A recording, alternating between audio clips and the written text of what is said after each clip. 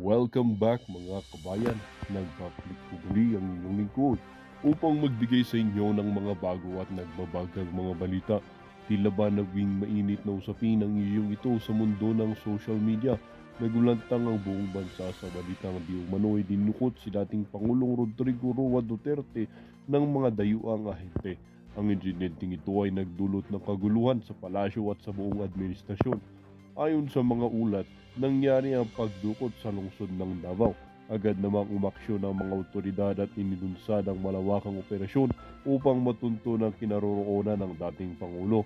Inakusahan ng ilang mga mamabata si Pangulong Kuting at House Speaker Tambaloslos na may kinalaman sa insidente. Ayon sa kanila, may mga indikasyon na may motibo ang dalawang opisyal upang isagawa ang pagdukot. Gayunpaman, maring itinanggi ng kampo ng dalawang opisyal ang mga paratang na ito. Sa isang pahayag, sinabi ni Pangulong Kuting na walang katotohanan ng mga akusasyon laban sa kanya. Walang katotohanan ng mga paratang na ito. Ginagawa namin ang lahat upang matulungan ang pamilya ni dating Pangulong Duterte at matiyak ang kanyang kaligtasan, ani ni Kuting. Ganito rin ang naging pahayag ni House Speaker Tambaloslos na nagsasabi, isang malaking kasinungalingan ang pagdawit sa akin sa isyong ito.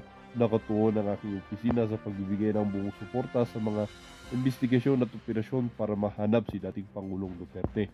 Samantala, naglunsad na rin ng investigasyon ng Senado ukol sa insidente. Pinamunuan ng isang senador ang komiting mag-iimbestiga sa mga posibleng sabwatan at mga tunay na motibo sa likod ng pagdukot.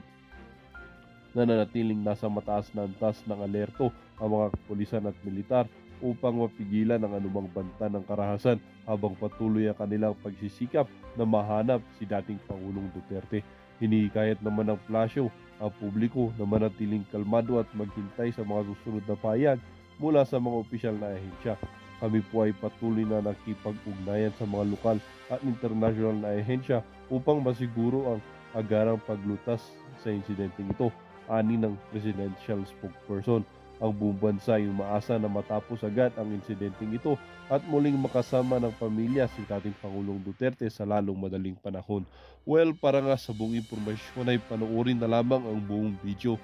At kung bago ka pa lamang sa aking channel, huwag kakalimutang mag-subscribe, pindutin ang notification bell at piliin ang all upang laging maging updated sa mga bago at nagbabagang mga balita.